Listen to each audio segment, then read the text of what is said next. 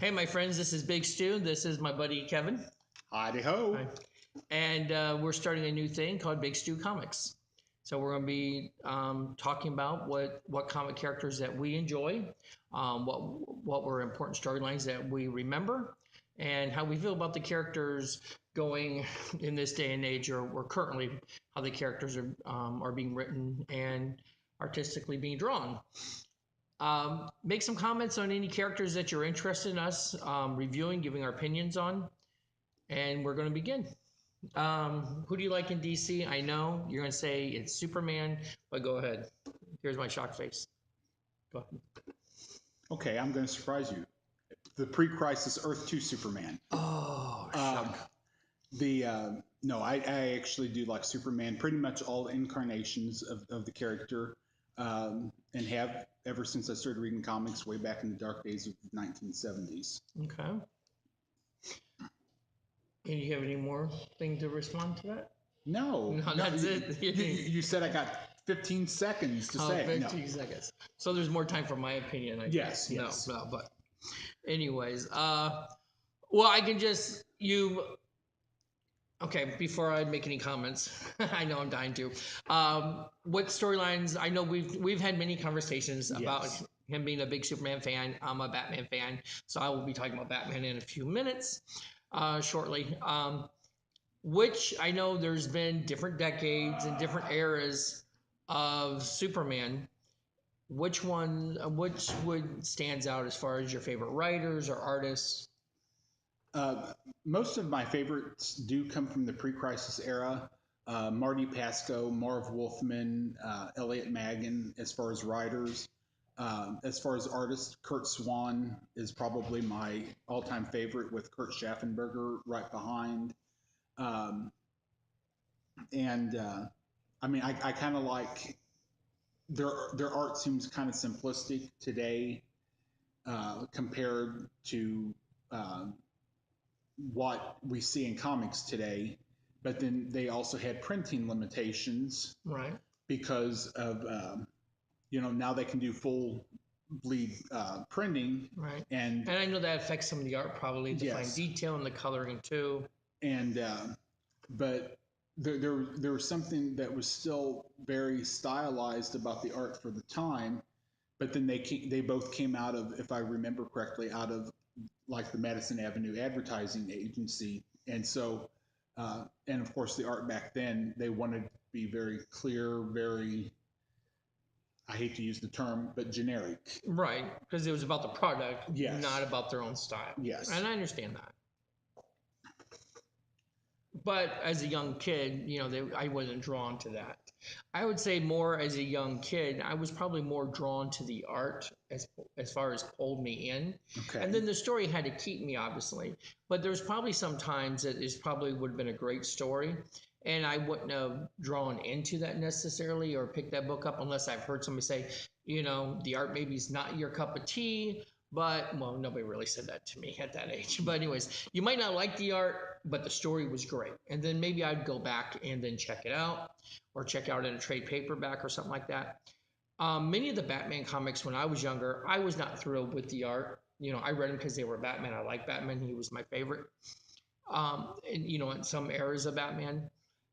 And so, I understand what you're talking about as far as the art goes. My biggest Superman to me was always all powerful, too powerful. I know we've had this discussion before. And that's what started this video, trying to do this video, because we'd spend hours just talking about comics. Yes. And we figured we might as well share our opinions and share our knowledge and aggravate other people with it. And so that's why we are doing these videos sporadically. To me, was he was just way too powerful. Anybody can beat him almost, and always the take between Superman and Batman. Batman can beat Superman because he knows how far Superman will go. He knows Superman's a Boy Scout. He will never go to the extremes. Batman would be willing to go if needed. But technically Superman could be Batman if he wanted to be like, if he played like Batman, he could just lobotomize him with his X-ray vision, basically, and Batman wouldn't be so smart. And type of thing. Well, okay. Well, you bring up a valid point of Superman being all, so powerful. And now I'm not crazy about the, Superman can push planets, out of Right. orbit and all that. I'm not into that so much. And which I don't think he's done that for a long time. That No, was just no, in an era where because they did I that. think the Byrne reboot back in the Yeah. 80s kind of depowered him to a certain Right. extent. But I mean, how can you push a planet literally without crushing yourself into Earth's core well, and going through the planet technically?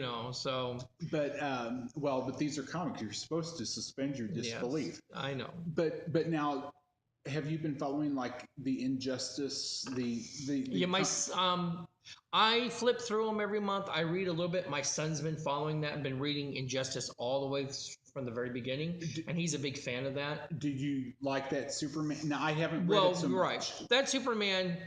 Yes, he's vicious, and the ends justify the means, and he's working out of just had a meltdown almost because he killed Lois in the comic, not realizing it, but he killed Lois and their baby, unborn baby. So he was, because he was hallucinating, Okay. and because of the villain made him hallucinate, and he thought he was. I don't remember if he thought he was killing Doomsday or fighting Doomsday, but ultimately, he ended up realizing then what he had done, and he realized that villains had gone too far, and he was going to make a stand. No Okay. more suffering from the villains of what they've done. So he basically was going to take them out before they do this to other people. And so, yeah, I mean, it's a darker edge of it, and it's different where now you got kind of a reverse role where Batman is almost in a Superman position, kind of, and they're battling each other, their teams and so forth. So it is an interesting read. It's really gone on for like 5 years or something. Yeah. And now they've started the Injustice 2, Yes. line type of thing, prequel line, whatever. So my son definitely does enjoy that, and I might have him discuss that more when his time comes if he wishes. But yeah, my favorite course Superman. I mean, I read different Superman stories.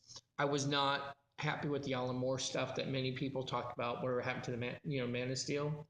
Is that it? Or last? For the Man Who Has Everything. Yeah, remember that was okay. I didn't mind that one. And then whatever happened to the Man of Tomorrow? Or Man of Tomorrow. That's right. And I never thought that was as great as Of course, I was never a fan of that era Superman, anyways. That it reflected. Kind of gave a homage to the previous, era of Superman. So my thing was John Byrne's Superman. And I pretty much have been familiar with Superman and reading off and on Superman since John Byrne consistently. Okay. Some of those days when he left and then Action became like a weekly book and they had different artists jumping in. I didn't like when Superman was in space for several years. He had the beard, he was in space, and I enjoyed coming across Mongol, but I didn't enjoy his whole time in space. And I didn't enjoy the time Jared Ordway was doing it where he went back in time. He was back in time. I wasn't a fan of that. And that was either. one of my favorite. Yeah, see, I just wasn't a fan of that. But then it was because I got to see some of my favorite heroes interact with Superman because he met the Justice Society in the past. He met like 3 different versions of the Legion in the future. Right. And so, I mean, it for me, it was kind of a fun story. But stepping back just a bit. And it reminded me of a classic story. Yes. Of like what they've told in the past. But, you talk about not caring for Alan Moore's Superman. I find it kind of interesting that for a man who doesn't like your typical superhero story, that he wrote 2 stories, one a 2-parter and one was a single story, that are considered classics, but he tapped into the essence of Superman without, taking it to extremes. Right. So. Yeah, me with when Byrne revamped him, I like that. I mean, then you made Luthor, not just a crazy scientist running around in his green and purple, outfit with his jetpack on, but he was a businessman. I like that. It reminded me more of a Kingpin style from Daredevil. He was a businessman, and he got his hands dirty at times, but he mainly funded all these other things. Yes. Now I do enjoy the way he is now. But let's go. But that was my take. I love when Byrne was doing it. Then I'm like, Byrne is one of my favorite Yeah. writers and comic artists when I was young. Had most influential of me. I moved from book to book because of him. Okay. And I've enjoyed almost all of his runs, and I've read series that I never normally would have read. When he did Wonder Woman, I bought Wonder Woman because he was on Wonder Woman. Normally, that's not a book I would have read and followed along. Okay. But so he was one of these writers and artists that would I would gravitate towards no matter what project was, and I was very happy. So I have a few even to this day that I will go to projects just because of a writer mainly now, not necessarily just because of an artist. Um, but now let me ask you about as far as currently Superman. Now I like the new 52 Superman that now has been a couple years. He was younger, and then of course, then with Rebirth, he kind of merged back in or disappeared, whatever. Yeah. With the married Superman now, and I did like the idea that he was with Wonder Woman, dated Wonder Woman. That was always teased back years ago when Byrne did Superman and George Perez was doing Wonder Woman. They did tease that a little bit of them liking each other or type of a thing. But so I enjoyed that revamp. He was younger, and so I'm mixed myself. I'm mixed. I'm pretty sure you probably like the new Superman. I do. Because it's Earth 2 influenced, I feel like. But go ahead. I do like what they are doing currently.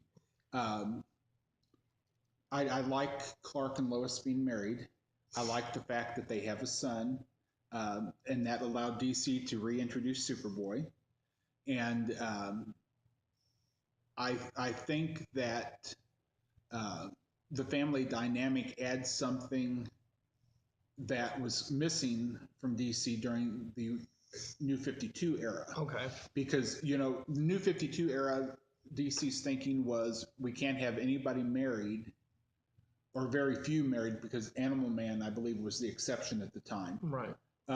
But the idea was to try to bring in a younger demographic, and I think that they were successful with that up to a point. But I do like the fact that Clark and Lois are married. I do have a preference for the Superman title, which has them interacting with John more. So I think it may be the fact that I like John. I even like him interacting with Damian in Super Sons. But there is something. I guess to just boil it down, I am a team Lois. Okay. I think that Clark and Lois were destined to be together. And little known fact, if Siegel and Schuster had had their way, Lois would have known Clark's secret identity from about 1942 or thereabouts, and she would have been, helped. But Helping him. But DC, at that time said no, just keep it the way that it is. I see. Okay. Well, I'm mixed. I'm not so excited about they're married. I mean, Peter Tomasi is a great writer and he does some great things, family dynamics. And I'm not so much against it. I'm against. I still pick up the books. I do love their son. John Kent. I love the Super Sons with Damian. So I love that dynamic. If I put up with them being married to have the son, then I guess it's worth it. It just seems odd to me that we have Superman married, to have a son who's 10 years old or, Okay. 8 to 10. I'm not sure what age he really is, but I guess he's supposed to be around between 8 and 12. I got the idea that he's in that. I think he's 10. Yeah. 10, okay. So, so anyways, so I do like, what's come out of that is just odd for me, I guess, to kind of,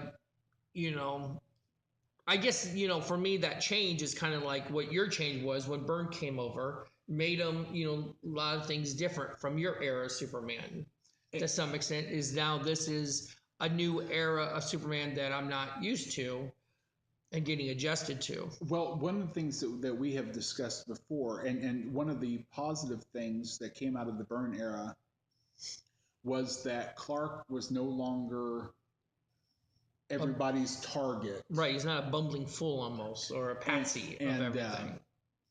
And there again, that came out of an era that was probably one of the last holdovers of the Silver Age that just kept continuing, even when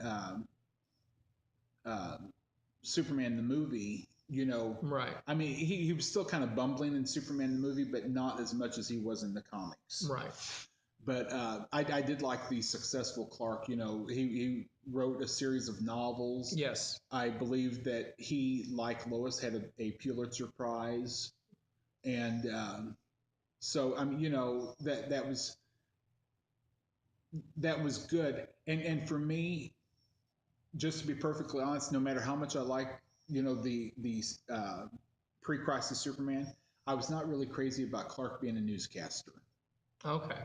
I prefer I like him as a reporter Clark. reporter. Yeah. So he's out on the scene to help or Yes. investigate and things like that. Yeah, I do enjoy that very much. So, that aspect that he did. The so we're hitting with two big icons for DC, obviously Yes. Superman and Batman, obviously. So I'm going to jump over to Batman. I've been reading Batman off and on since the 70s. Through my cousin Richie. So I started reading comics then and that he had collected. And I remember, of course, Frank Miller came in and he had, year one. I do remember year two that I really liked a lot. I wasn't a huge fan of year one, it was fine. Part of it was the art too. I wasn't a big thrill of that art. And I did read Daredevil at the time, and I wasn't a big thrill of the artist too. Okay. It came over from Daredevil. David Mazzucchelli. So, but I grew into enjoying his art. But at first, I wasn't, really thrilled of the art because he didn't use clear lines. It was heavier inks. It always kind of remind me. It was all scratchy art to some extent. His style. I like his art more now than what I did at the time, but now I look at it and I think that it's very similar to what Lee Weeks does as an artist, except that Lee Weeks, as you said, I mean, has the lines. Yes. Yeah, and I feel like his, it was just that it blends into the inks. Yeah. And it's probably not, but it always reminds me of chalk art a little bit. Okay. And that's how it bleeds in and so forth. It kind of reminds me of that style a little bit. I know he's not using chalk for it, but it kind of reminds me of that style or a painting, to some extent, and all. But anyways, and so I enjoyed year two very much by Alan Davis and Mike Barr. And that was only a 6-issue run, and that was, of course, in 569 to 574. To back up before that, in Detective Comics, I enjoy, which is everybody's probably favorite run during that time, was Marshall Rogers Englehart's run, and that really was only an 8-issue run, but that brought in Silver into that issue, and that was one of the things I always had issues about Batman. There was not enough Bruce Wayne. At times, you had later on in the runs, you'd have sometimes people trying to take over Wayne Enterprises, and I always thought, ideally, why wouldn't Bruce Wayne, have a battle with Lex Luthor trying to take over, him, or coming in and just kind of dealing with things like that on the side. I always thought that would be a natural kind of a conflict that could develop, and I just felt like he was hardly Bruce Wayne, and there wasn't much going on. But when they introduced Marge Englehart and with Rogers on art, they introduced Silver, and all of a sudden he had a legitimate person that maybe he could possibly marry. He can fall in love. Maybe he could give up being Batman, or tailor it back a little bit. He had something in his life, and that was really interesting, and I really enjoyed seeing a slice on a regular basis of Bruce Wayne. Okay, it's funny because I like that run for basically the same reasons. And it's funny how today people are griping because Tom King is bringing Bruce Wayne more to the forefront, right? Especially with his current engagement to Selena Kyle, who's Catwoman, but there's a group of people who just hate it because they think they think that Batman is the real person and Bruce Wayne is the mask. Right. Whereas the Batman that I was introduced to and grew up was, yeah, maybe a little bit more Batman than Bruce Wayne, but it was still close to 50-50. Right.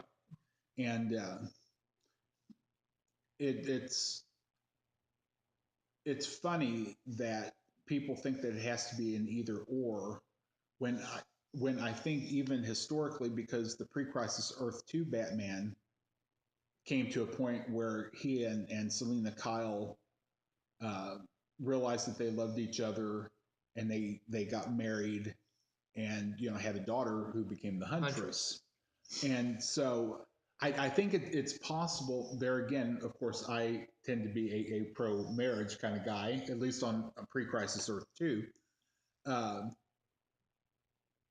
But you can tell compelling stories with some of these situations, and I think that going back to the Englehart Rogers run, uh, when Batman realizes that Silver knows that Bruce Wayne is Batman, and when you can see the reaction between the two, and when she realizes that Bruce is Batman and he realizes that she knows that Bruce is Batman, it created a conflict that eventually, of course, well, spoiler alert, led her to leaving town. Right. But I think that Silver is probably the only one who could compete for Bruce's affections With Selina. with Selina. And it'd be cool if they. I don't remember. I know that they did a miniseries where they did a miniseries years later, and that brought her back. Yes. And I don't remember ultimately what happened with her either. And but if something, or it doesn't matter now because we're in a rebirth, a new 52. Yeah. It'd be interesting if they did bring her back. I know you have Talia right now as far as, a little bit with her in the current latest issues. She's kind of in there a little bit. And that's a love of his life. I never liked the Vicky Vale reporter thing from, at all. Yeah, well, that was 1950s ish era that when she was introduced, and she was a poor man's Lois Lane. Right. And I felt like it was too much. Yeah. Like comparison to Lois Lane. But the thing that gets me, and you brought this up in one of our previous conversations, because you said that Batman has a contingency for everything, and yet he let Silver go away knowing that he was Right. he was Bruce Wayne. So evidently he doesn't have trust issues with everybody. Well, it seems like everybody knows his secret identity. Well, nowadays they Ra's al definitely Ghul, do. Talia, and it just seems like a bunch of people know his identity. Well, I think all the villains know who he is nowadays. Probably, almost. And so it was like Kingpin knew about Daredevil, Matt Murdock, but he kind of kept it amongst himself and stuff. But yeah, well, I guess it was mainly he trusted her. He knew, that she wouldn't, did you betray that trust or tell everybody. So that's why he let her go instead of keeping her captive, like in the Batcave or something. But so anyways, that could have been interesting too, Yes, but anyways, but we're not going with bondage 50 Shades here, okay? Sure. Hello. But anyways, interesting about King is I do like what King is doing. At first, I did not like what King did at first, the first storyline with the superpower people. We can take over. We don't need Batman's obsolete. We can handle things. We have like our own little mini Superman team here. In Gotham now, type of a thing. But I've grown into liking King very much so. And so I would, I'm very happy with what he's done. And it's really hard to come in after Scott Snyder. I really love Scott Snyder stuff. The best thing I think is the Owls. I just think that is so incredible how he brought something in organically that made sense, that you can just slip into the Bath of Mythos. That's like they've always been there. You could believe they've always been there, manipulating things, and yet, they were never there. Brand new creation. Yeah. and I thought that was just ideally to have. And then now he's tied in, of this dark multiverse thing, the metal to the owls as far as their regeneration, putting that in their teeth, the metal and so forth. So that's a nice link to how that could take place too. So Scott Snyder, he's one of those guys that I probably would follow if he went to a book type of thing. And so I'm not the All Star. I like some of the All Star stuff. There's been some stuff I've not, liked all the way through, and some of it too. I think again, I fall back on a choice of artists with some of the projects, and I'm not always, a big fan of that. It wasn't Shadow the Bat, Legends of the Dark Knight. Remember that years ago, and that was done like 4 parts, 3-part stories, and sometimes different writers and artists came in and did like their little mini Batman stories, and sometimes you had a regular artist, and then you had different or a regular writer, you had different artists come in when they were doing that, if I'm not mistaken. Well, and you just brought up something that reminded me of something. Batman well, and Superman as well, have done a lot of multi-part, sagas, for lack of a better term. But I think that whereas it's not as believable for Superman to have an extended story because he's so powerful. Because he's more powerful. Whether he chooses to act on man's baser instincts, revenge, whatever. The fact is he can typically outthink whoever he's up against, and should be able to take, the person out no longer than a 2 or 3 issue story. Right. Batman, though I think that the Dark Knight detective aspect that I like so much has fallen by the wayside. I think that he is capable of having the extended arcs because, he'll finish one and then, that will send him down another path, right, and all that. Yeah, well, we've talked about this too. Things are, like bookstores like Barnes and Noble and stuff. There's people who will only read those books in trades. Yes. They don't go weekly to the comic stores. They will go maybe weekly to, to Barnes and Noble, or used to be Books and Millions and places like this, and just get the trades. And they want a complete story. So I do know that they tailor sometimes, not necessarily does it. I think how they slip in the story. These writers say, I have a 3-part Joker story. I have a 3-part Riddler story, but then I have a 2-part, Mad Hatter story. And then, then the editor or somebody say, well, let's, not run 3 parts back together, slip in that 2-part between them or something. Yeah. So it'll be easier to put, in a trade or something. So editorial wise, I think that is there. I don't think it necessarily affects so much story. I don't think necessarily that somebody says you need to tell this story in a 3-part. I think maybe sometimes writers want to expand it more, and on sales or something they want to, sometimes you read these stories, and I'm not going to say which story, but we were talking about a book recently that we're reading, like that could have been done in 3 parts instead of 6. Yes. There's enough story there. There's too many rabbit holes or too many other side stories that was not necessary, or too many fake dream stories or whatever, yes, type of thing. And so you sometimes feel like some things are padded to that extent, or it's there to stall for other sections to go along with those stories. Yes. They're slipping in miniseries and other things to go with that maybe. So I understand that, and I kind of blame that more editorial maybe than just the writer themselves, because I think editorial they direct a little bit, and if anybody editorial wise, I know there's been some past issues with the New 52, how some of the writers felt like editorially they were too strong, and that they were really being really tight on them as far as how they write.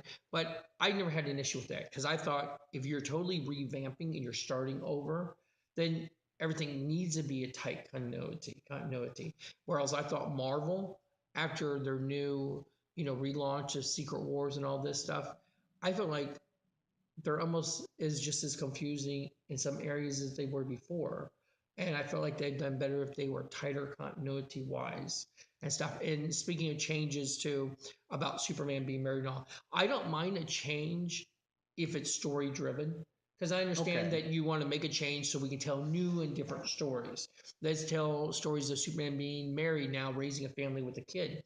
So I understand, that, and that, that's fine with that. But like Marvel seems to do, this new relaunch, just as a shock, they pushed out there as a girl Thor, just a shock, make everybody think Okay. Thor has changed his gender without explaining everything behind that. And then, we got a girl who's now Iron Man, and I feel like they're taking issues from society and they're putting that into their books. Okay. And that is dictating, and it's not necessarily telling new great stories because some of these characters are a flop sometimes. They're not taken in very well. And so, they're trying to diversify, but I feel like it's a forced diversification instead of a natural, organic, type of a thing. And I feel Marvel's more like that. They go for that quick, that quick newspaper article or quick spotlight on this. And they feel like they constantly have to kind of do that every year or every year and a half, get in the papers and we're making all these changes. And, somebody, will pick up on it. They'll mention this or whatever, and they only tell you half the story, kind of, and all. And so, I mean, that's how I feel. I don't like these changes, just seems to be made, changes for attention. I don't know Okay. if I'm explaining it well or not, because I don't feel like these are all organic changes when Marvel diversifies so quickly, and that's their whole thing. The new Marvel, it's all a huge diversification at one time. Well, and since you brought this out, um, one of the things that I wasn't crazy about with what Marvel did as far as diversification was they went back and they made Iceman. They revealed Iceman was a gay man. Right. And for those of you who read comics, you know that there is the young Bobby Drake who was brought from the past into the present, and then there was the present day one. Well, it's been revealed that the young one is from an alternate timeline. So I think, and that's fine because he was basically, a new character that Right. way. I didn't mind that. But by making the present day one, the one that we've read for, well, who's been around for 60 some odd years. Right. And he has liked, I remember one time he was like in love or with Mystique at one time. She was manipulating Yes. him or something. And so he's had crushes or liked, Women. there's been no indication Yes. that he was ever a gay character, at least in comics, regardless of what, maybe some writers felt like when they wrote them. But there's never then all of a sudden, they've had him come out. Well, and the thing of it is I think it would have been more interesting from a story point that, to have maybe the adult Bobby maybe wonder, have I been gay? And, instead of just making it, oh, well, since the young one is, the older one has to be. Right. Because, There's been like no reflection yes, of his choices or anything. Because they are from two different timelines. Right. So okay, but we don't want to get off on that. No, we're talking about DC and Marvel, and we're running out of time here. So, but anyways, so I hope you enjoyed this, and we will be talking about different things. I am going to do a video with my son, and I'll probably only get one video out of him, so we'll be doing it with Kevin again here, probably. If there's any characters that you're interested in us doing that you're curious about our take on the character, what we feel like, then make some comments and we'll look into that. Most of us, Kevin's very well read because he reads a lot more comics than I do on a regular basis, and he's been following comics. I pretty much read a handful of things, but I have previews, I have things online. My son reads a lot more than what I read, but I'm very familiar with what's going on. Yes. Sometimes I cheat and flip through every comic I buy, but I'm not reading until I get like the complete set story or something like that. So I'm always more about waiting till I have the complete section, the complete, 6-parter, 5-parter, 3-parter before I want to sit down and read and so forth. A couple times Marvel been delayed, even DC books. I'll sometimes wait if it's a 6-part story. especially when there's the event books, and I'll say, okay, 6 parts coming soon, so I'm gonna read 1 through 5. I read 1 through 5, and it's like 2 months later, 3 months later, finally that comes out, or we're slipping something else in, like a zero issue or a side story to kind of stall it or something. Don't you just hate So that? yeah, I hate that because I like to read. Wait till I have it all. And actually, Secret Wars, I waited till I had every bit of Secret Wars. Even as late as it was, I waited till I had everything. Original Sin. I flipped through it. I knew what was going on, give or take. But as far as reading word for word, panel for panel, I waited till I had the whole thing. So, anyways, so this is Big Stew's Comics, and this is Kevin, Big Stew's friend. And we'll catch you later, and we'll have a comic talk another time. Thank you, my friends. Be kind to each other. Bye.